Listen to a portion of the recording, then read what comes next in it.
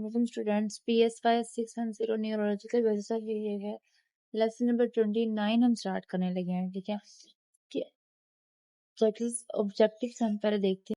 अच्छा, इसमें जो हमने ब्रेन का सिस्टम जो हमने लास्ट चैप्टर में सब्जेक्ट पढ़े वही इसके ऑब्जेक्टिव हैं, ठीक है। मिड ब्रेन, हाइंड ब्रेन के फंक्शन, ठीक है। आगे इंटीरियर पोस्टीरियर में आगे उठते से ब्रेन को पढ़ना, और आगे सेरेब्रल कॉर्टेक्स और उसके लिए अभी तक हम वही पढ़ रहे हैं हेमिस्फीयर के बारे में। अच्छा स्टूडेंट, इसमें क्या है, ब्रेन का मैप समझाना है पर्पस के। पहले हम मेसेंसेफ्लॉन पढ़ रहे थे, अब हम पढ़ रहे हैं डाइसेफ्लॉन और टेलेंसेफ्लॉन, ठीक है, और उनके फंक्शंस। इस चैप्टर में हमने ये पढ़ना है, ठीक है। लास्ट में हमने मेसेंसेफ्लॉन और उसके फंक्शंस पढ़े थे, अब ये हमने पढ़ना है। ये ना ब्रेन का सबसे बड़ा हिस्सा है, फोरमेन वाला हिस्सा है आगे वाला, ठीक है। ये जो है ना, इसके दो पार्ट होते हैं, थैलेमस और हाइपोथैलेमस, ठीक है। अब पहले देखते हैं हाइपोथैलेमस। ये क्या है, ब्रेन की बेस पे होता है, ठीक है। बड़ा हिस्सा है ना।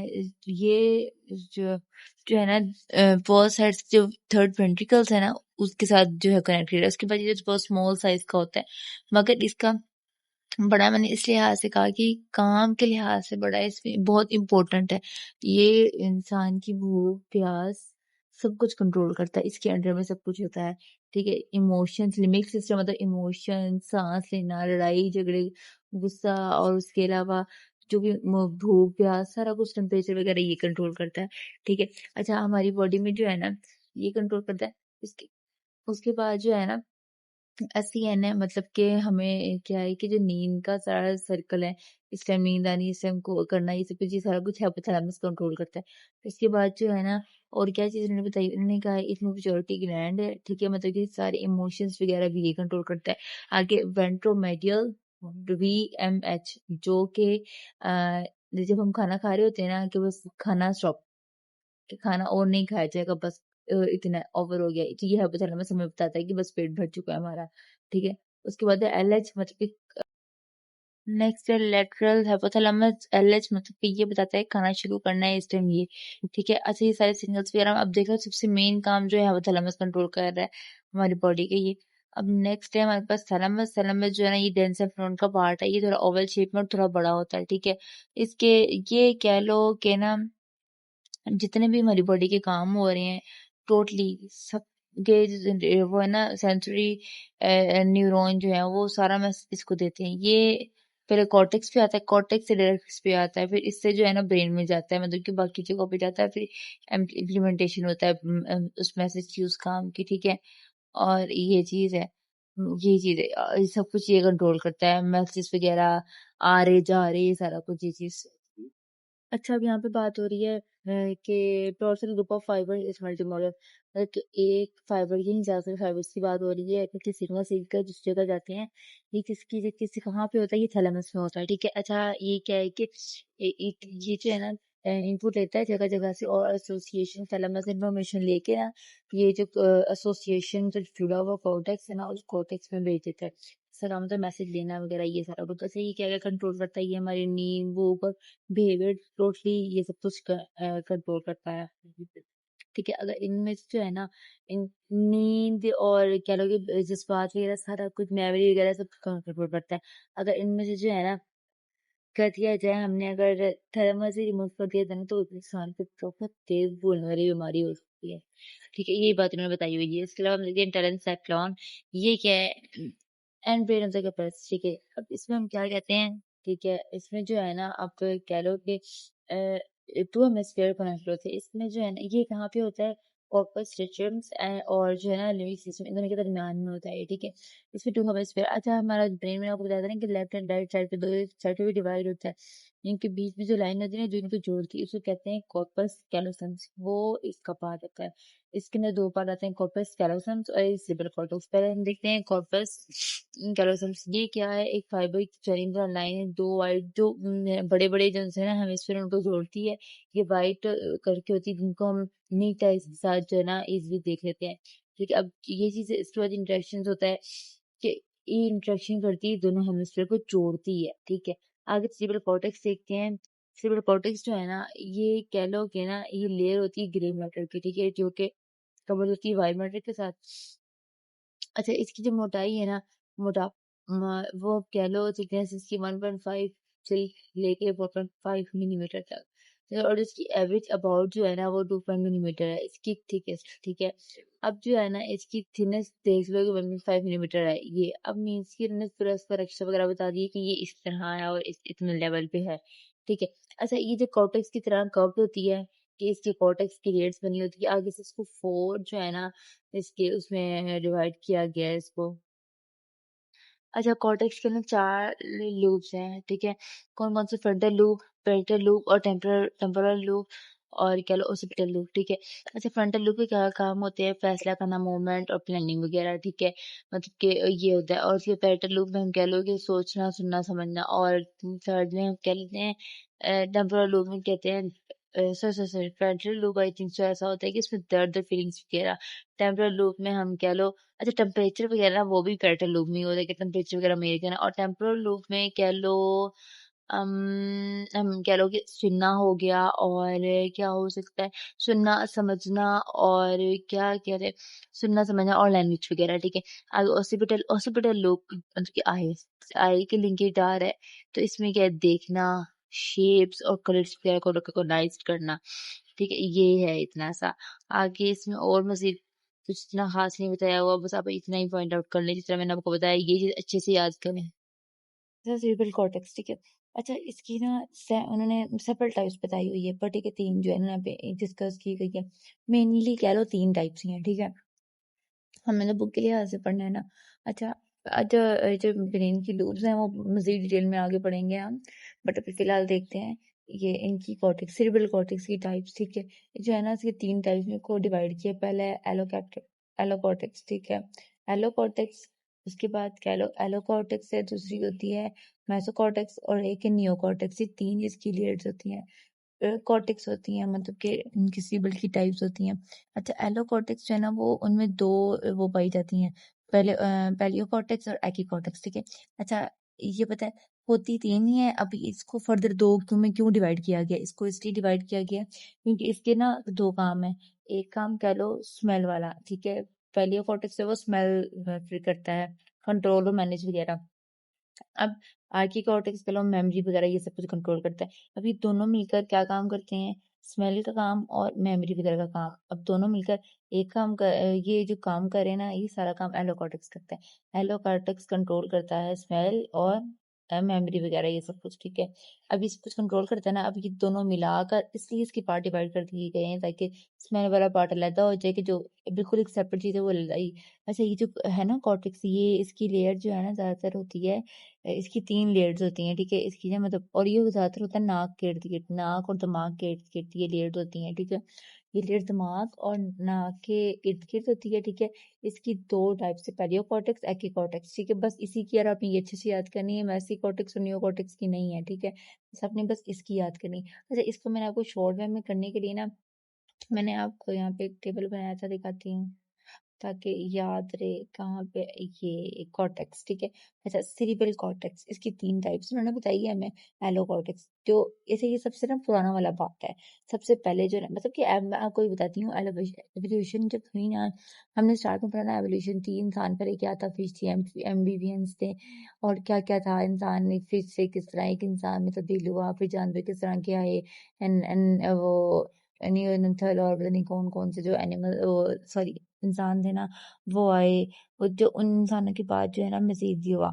अच्छा, वही एवोल्यूशन जो है ना अब हम कह लो कि इंसान की जो सबसे पुरानी सबसे पहले पहले ये जब दरियाफ्त की गई ना थी ये सारी बटे के ये जो है ना तब उस टाइम डिस्कवर की गई थी और ना मानी जाती थी कि ये वाली लेयर्स भी होती हैं, ये भी होता है, ये सारा कुछ होता है। तो इस लिहाज से जो है ना कि एलोकोर्टेक्स बहुत पुरानी लेयर्स है, ठीक है। इसकी 3 लेयर्स होती हैं हमारी नाक के जिस तरह सेल मेम्ब्रेन की लेयर्स होती है ना 1 2 3 4 उस तरह ये इसकी लेयर्स भी होती है और ये रिलेटेड होती है स्मेल और मेमोरी के साथ।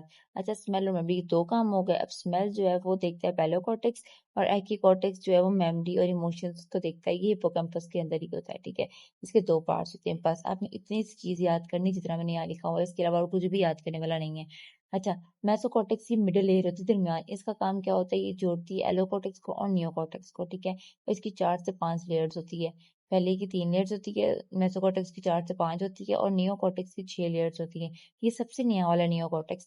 अच्छा, हमारी इतना काम हमारी बॉडी में एलोकॉर्टेक्स और मेसोकॉर्टेक्स का नहीं है जितना नियोकॉर्टेक्स का है। क्यों? मेसोकॉर्टेक्स ये ना 90 ब्रेन का 90% जो हिस्सा है ना वो नियोकॉर्टेक्स है। अब किस तरह है मैं आपको बताती हूँ। हमारी बॉडी के 9 जो काम है उनमें से मतलब 100% हमारी ब्रेन कोई ना कोई काम कर रहा है, कंट्रोल कर रहा है। उनमें से 10% कामों को निकाल दो, जो 90% काम बचते हैं ना वो सारे काम ये कर रहा है। ठीक है। अब एक तो मेन चीज हम स्मेल और मेमोरी निकाल दो, 2% यही हो गया। इसके अलावा 8% भी कह लो कि कोई काम है जो नियोकॉर्टेक्स नहीं कर रहा। बाकी 90% ब्रेन का काम है सोचना, बोलना, हंसना, गाना, सब कुछ। ये सारे काम ये कर रहा है। ठीक है। कंट्रोल ये कर रहा होता है नियोकॉर्टेक्स, और ये सबसे नया कॉर्टेक्स है। और ये ना अच्छा इसकी ना मैं आपको बताती हूँ एक और चीज। अच्छा ये आपको अच्छे से समझ आ गया होगा। पहले आप देख लें कि एलोकॉर्टेक्स, मेसोकॉर्टेक्स और नियोकॉर्टेक्स, इसकी ये 3 लेयर्स हैं। और अच्छे से हमें याद करनी है, मिस अप ना हो आपसे। ठीक है। और सिर्फ एलोकॉर्टेक्स की 2 पार्ट्स हैं, मेनियोकॉर्टेक्स और एपिकॉर्टेक्स। ठीक है। ये जो छोटी मोटी चीज होती है इंपॉर्टेंट होती है ना, वो बहुत जरूरी होती है याद करने के लिए। अच्छा मैंने इस तरह यहाँ लिखती है, नहीं बहुत जरूरी है इतना। ठीक है। बाकी कुछ आपको याद रहे ना रहे, इतनी चीज आपको याद रहनी चाहिए। अच्छा इसके बाद ना मैं आपको इसकी जो एग्जांपल्स बुक में दी हुई थी ना वो बताती हूँ क्या थी। अच्छा मेसोकॉर्टेक्स की कोई वो नहीं है, इसकी भी कोई नहीं है, चलो हम क्लियर करें बस इतना। अच्छा इसका क्या उन्होंने बताया हुआ है कि 90% जो ब्रेन है ना वो इंसान का मेसोकॉर्टेक्स है। अब एनिमल्स, अब जब एवोल्यूशन हुई ना, चिंपांजी का वो सारा कुछ किया गया कि डिस्कवरीज वगैरह ये कुछ किया गया, देखा गया कि इंसान का ब्रेन सबसे ज्यादा रफ है। ठीक है। जितना रफ होगा उतना इंटेलिजेंट होगा, उतनी ज्यादा उसका दिमाग शार्प होगा। सबसे ज्यादा इंसान का दिमाग रफ मतलब कॉन्वुलेटेड, कन्वुलेटेड या रफ एक ही होता है। ठीक है। और रफ जो ब्रेन होता है ना वो सबसे ज्यादा इंटेलिजेंट जहीन होता है। उसके बाद है चिंपांजी का, चिंपांजी वो जो है ना, चिंपांजी और मोंकी, और उसके अलावा उन्होंने एक चूहे का दिमाग बताया। चूहे का कम है चिंपांजी का, और मोंकी का जो है ना ब्रेन थोड़ा सा उनसे ज्यादा है, मतलब कि इंसान से कम है। मतलब कि इंसान का सबसे ज्यादा ब्रेन जो है वो इंटेलिजेंट है। उसके बाद है चिंपांजी और ब्रेन, इन सब का जो है दिमाग वो। ठीक है। अभी सारा काम इन्होंने बताया कि कंट्रोल करता है विजुअल, ठीक है, देखना, सुनना, बोलना, और सारे मोटर कॉर्टेक्स मतलब कि मोटर न्यूरॉन मतलब मूवमेंट हमारी, सारा कुछ ये कंट्रोल करता है। ठीक है। 1-to-1 मैनर्स और स्पेसिफिक एरियाज वगैरह, रिसीविंग इंफॉर्मेशन, आउटफिट, मतलब कि सारा कुछ टफ करके लिखा हुआ है। मैंने इजी करके आपको बता दिया सारा कि जो है ना बोलना, सुनना, गाना, उठना बैठना, चलना फिरना, हर एक चीज ये कंट्रोल करता है। उनमें से बस 10% चीजें हैं जो ये नहीं कंट्रोल करता। ठीक है। बस उम्मीद है आप लोगों को ये मुश्किल से मुश्किल तो चीजें नहीं सारी अच्छी से समझ में आ रही होंगी। और इसका एक और वो है सोल्यूशन, ये कि आप जो मेरे पास पेपर लास्ट में देती हैं वो, उसके अलावा जो है ना मैं अपने इंशाल्लाह जब मेरी सीरीज कंप्लीट हो जाएगी ना इनकी, तो मैं आपके लिए एक फाइल अपलोड करूंगी जिसमें फाइनल जो है ना एमसीक्यूज वो होंगे, लॉन्ग क्वेश्चन, शॉर्ट क्वेश्चन। ठीक है। वो आप पेपर से पहले लाजमी देख कर जाना, अच्छे तरीके से याद करके जाना। और इसके अलावा अगर आप लोगों को मेरी वीडियोस पसंद आए, समझ में हेल्पफुल हेल्पफुल हो, तो आप लोग अपने फ्रेंड्स को शेयर किया करें लाजमी, ताकि उनकी भी हेल्प हो सके।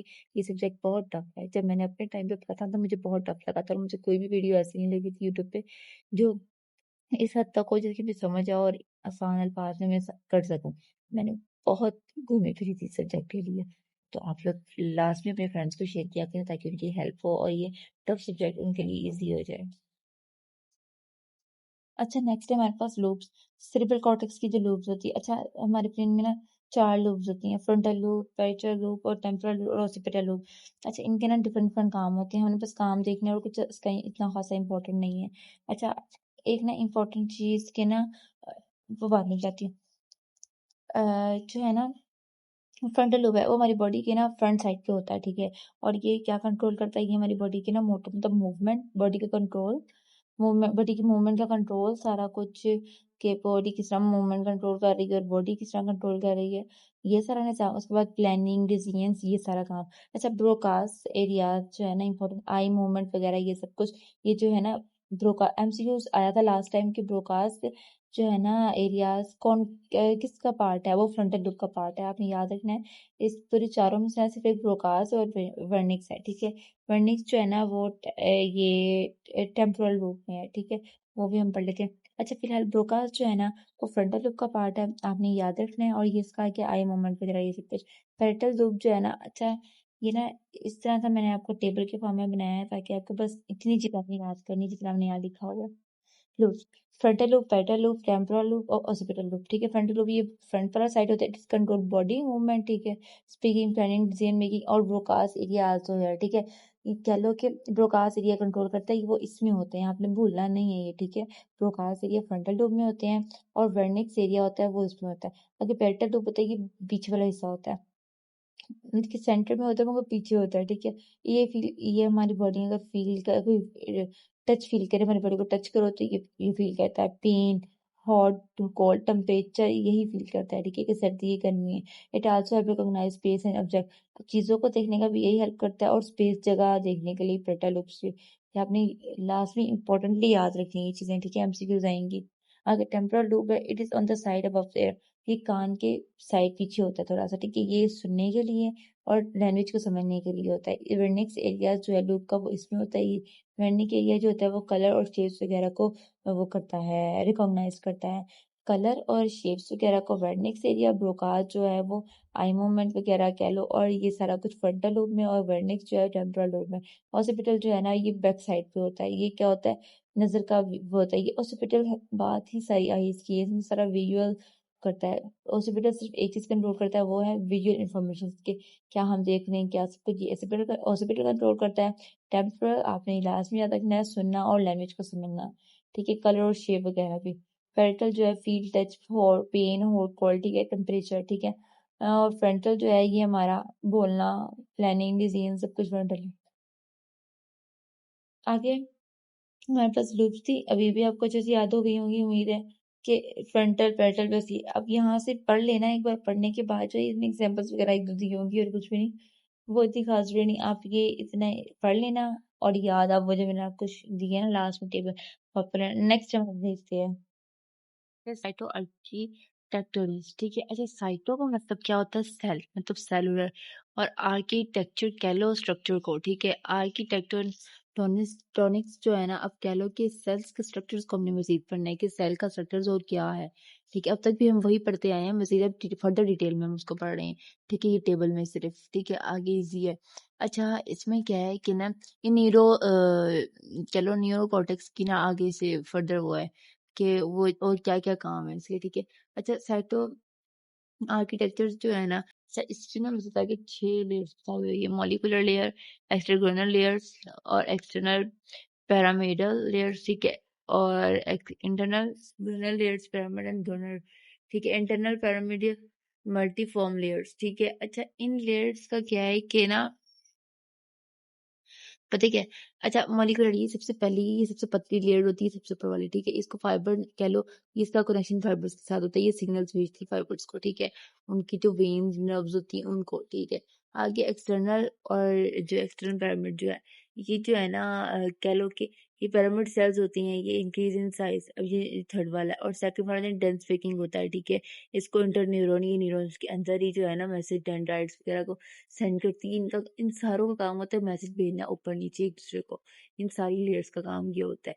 ठीक है, बट किसका काम कहाँ होता है। ठीक है, पहली लेयर जो फाइबर को कनेक्शन भेजती है, एक्सटर्नल वाली जो है वो आगे से न्यूरॉन पिरामिड जो डीपर है, जो गहरे, और जो है ना कह लो कि स्पेस के लिहाज से है कि स्पेस में इनमें। ठीक है, जो भेजती है। ठीक है, और एक्सटर्नल जो है डेंड्राइट्स और एक्सटेंशन वगैरह को भेजती है, और ये डीपर लेयर से गहरे तक जाती है, और जो बहुत गहराई तक जाती है। अब जो है इंटरनल कह ये कह लो कि ना जो थर्ड वेव न्यूरॉन होती है ये मजीद उससे ज़्यादा लॉन्गर होती है, और जो है ना डीप भेजती है मैसेज वगैरह। ठीक है, इंटरनल पिरामिड जो है ना ये साइज में लार्ज और ये होते हैं। ठीक है, लोअर डेंसिटी इनकी सेल प्रोजेक्शन। ठीक है, अब ये जो है ना ये इंटरनल लेयर तक, स्पाइनल कोड तक जो है ना कह लो कि इन्होंने भेजना होता है मैसेज वगैरह। ठीक है, ब्लड सेल्स में स्पाइनल कोड तक भेजते हैं ये लोग। ठीक है, इंटरनल पिरामिड, और मल्टी फॉर्म जो है ना, ये मल्टी फॉर्म से पता चलेगा आपको, डिफरेंट शेप्स और साइज की जो है ना एक्सॉन्स, उनको सिग्नल्स भेजती है और उनको कंट्रोल वगैरह किया लो। ठीक है, आगे उन्होंने 3 जो इंपॉर्टेंट लाइंस बताई है वो बताया है कि जिनसे उन्होंने क्या किया, जो पहली लेयर है ना वो हॉरिजॉन्टल फाइबर्स और से जो हॉरिजॉन्टल सेल्स की शेप्स में है। ठीक है, आगे जो उन्होंने बताया है कि ग्रेनुलर, अच्छा दूसरी और तीसरी वो कह रहे हैं कि शॉर्ट ब्रांचेस, उनकी ब्रांचेस छोटी हैं, और क्या है उनकी डेंड्राइट्स भी जो है ना छोटी हैं, उनकी डेंड्राइट्स और एक्सॉन छोटी हैं। अगर पिरामिडल शेप जो है ना, ये शेप्स जो ये पिरामिड शेप में होते हैं। ठीक है, इनका काम होता है कॉर्टेक्स को मैसेज भेजना, जो सिग्नल्स जो आ रहे हैं जा रहे हैं। आगे जो उन्होंने बताया 3 और 4 लेयर जो है ना, ये कह लो कि मैसेज इधर से उधर भेजने के लिए काम होती है, यूज होती है ज्यादा हाई लेवल पर, डीपर एनर्जाइज वे में, ठीक है, ज्यादा हैवी उसमें। अच्छा, ये हमारे पास इसकी लेयर्स थी। अच्छा, इसमें सारा क्या है कि आपको मेन चीज इंपॉर्टेंटली बताऊं कि सिग्नल्स एक जगह से दूसरी जगह भेज रही होती हैं। आपने इनकी लेयर्स के नाम याद रखने हैं और क्या याद रखना है कि कौन सी लेयर जो है ना वो कहाँ भेजती है, ठीक है। आपने वो छोटे बच्चे ये चीजें पता याद करनी, इंटरन्यूरॉन जो न्यूरॉन के अंदर है। और एक ना इंपॉर्टेंट चीज जो इन्होंने लास्ट लाइन में बताई हुई ये है कि ना जो है ना ये सारी जो लेयर्स है ना ये उल्टी है। जैसे कि सबसे पहली से और पुरानी जो है ना वो कह लो क्या वो 6 लेयर है। सबसे पहले 6 लेयर बनी, फिर 5 लेयर, फिर 4, फिर 3, फिर 2, फिर 1। वो है ना वो सबसे पतली वाली लेयर जो है फाइबर न्यूरॉन, ठीक है। इन्होंने ये बात बताई हुई है। बाकी आपको बस इतना इसकी नेम्स वगैरह याद करने और थोड़ा बहुत इसको देख लें, ठीक है। शॉर्ट करके इनको लिख लिया करें। वैसे मैंने इसको शॉर्ट करके भी लिखना था बट मैं नहीं लिख सकी। तो बट आपने अब क्या करना है कि आपने खुद से इसको इन शॉर्ट वे में जितना मैंने समझाया है ना, आप कॉपी पेन से रख लिया करें पास और उसको नोट डाउन कर लिया करें। जितना मैंने बताया आप उसको नोट डाउन करके ना आप नोट्स बना लें, बस उतना ही आपने याद कर लेना है कि कौन सी लेयर क्या क्या काम करती है, बस, ठीक है। अब बाकी इसमें आपने इसकी कोई घबराना नहीं, टेंशन है, कोई तो मुश्किल टेबल नहीं है ये, ठीक है। आगे मैं सेरेब्रल कॉर्टेक्स की रोल मतलब कि हम हेमिस्फेयर की बात कर रहे हैं। क्या हमारे जो ब्रेन के हेमिस्फेयर है ना वो दो हैं, एक लेफ्ट एंड राइट। इनके डिफरेंट डिफरेंट फंक्शन है, डिफरेंट डिफरेंट के काम है, ठीक है। अच्छा, इनके ना कह लो, अच्छा वैसे जो इंसान है ना वो ज्यादातर लिखता है ना उनकी राइटिंग 92% जो है ना वो राइट साइड से होती है। और उनमें से कुछ होते हैं ना वो लेफ्ट साइड से लिखते हैं, मतलब कि उल्टे हाथ से लिखते हैं ना, तो उनका जो राइटिंग वो होता है ना वो राइट साइड पे होता है, ठीक है। अच्छा, जो काम हम लेफ्ट हैंड से करते हैं ना वो राइट ब्रेन कंट्रोल कर रहा होता है। ये चीजें होती है, ऑपोजिट होते हैं दोनों, ठीक है। ये चीज इंपॉर्टेंट याद रखना। जिन्होंने PSY 101 पढ़ी हुई है ना उनको डिटेल में सारा पता होगा। फिर बायोलॉजी में पढ़ी हुई है उनको पता होगा बायोलॉजी 101, उनको एक चीज पता होगी कि इस तरह ऑपोजिट होता है ये, ठीक है। बाकी इनके आप पूछना याद करें। आप इनका ना पता है क्या करें। अच्छा, इन्होंने हेपेक्सिया एक बीमारी का नाम लिखा हुआ है। अच्छा, जो उनसे लोगों का अगर ब्रेन डैमेज हो जाए, हेमिस्फेयर लेफ्ट वाला ब्रेन का डैमेज हो जाए, लेफ्ट साइड वाला, तो उनको हेपेक्सिया हो जाएगा। उनको लैंग्वेज और स्पीच बोलने के डिसऑर्डर्स हो जाएंगे, उनको समझ में नहीं आएगा। ये इंपॉर्टेंट आप लास्ट में याद रख लो। इसको मैं हाईलाइट कर देती हूँ। ये देखें ये वाली लाइन जो हेपेक्सिया है ना कह लो, ये इसमें लैंग्वेज डिसऑर्डर हो जाते हैं। बोलने की समझ में नहीं आती क्या बोलना है क्या नहीं बोलना। अच्छा, ये हो गया। आगे जो है ना और देख लो। अच्छा, मैंने इन शॉर्ट जो है ना हमें स्क्रीन का आपका बनाया है, ये देखें।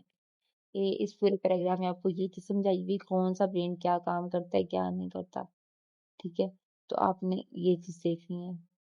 अच्छा, लेफ्ट ब्रेन हमारा क्या कंट्रोल करता है, स्पीच लैंग्वेज। वो अच्छा, लैंग्वेज और स्पीच लेफ्ट ब्रेन कंट्रोल करता है। इसीलिए जो है ना हमारा लेफ्ट ब्रेन अगर डैमेज हो जाए ना तो वो क्या हो जाता है, हमें एफेक्सिया हो जाता है। इसमें क्या है कि हमें बोलने और स्पीच की समझ में नहीं आती, ठीक है। अब ये आप देख लें। अब reading writing math logic analysis और ब्रोकास्ट मतलब कि आई मूवमेंट वर्निक्स वगैरह जो हमारी ऑडिटरी वगैरह देख लो, वर्निक्स वगैरह एरिया लोकेटेड है वो इसमें है। और अगर राइट हेमिस्फीयर में स्पेस जगह देखते हैं कि जगह कितनी है क्या है, रिकॉग्नाइज फेस पहचानना, creativity music emotions drawing control left sides of body totally control करता है। लेफ्ट साइड बॉडी का ना राइट। अच्छा हाँ, ये चीज मैं आपको इम्पोर्टेंट बताऊं कि हमारा जो बॉडी का लेफ्ट साइड है ना वो राइट साइड ब्रेन कंट्रोल कर रहा होता है, और जो राइट साइड है वो लेफ्ट साइड कंट्रोल कर रहा होता है। ऑपोजिट होते हैं ये, ठीक है।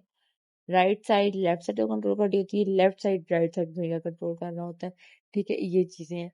अब मैंने एग्जाम्पल भी आपको दी थी। अगर इंसान राइट हैंड से लिख रहा है ना तो वो लेफ्ट हैंड कंट्रोल कर रहा है, लेफ्ट ब्रेन कंट्रोल कर रहा है, सॉरी।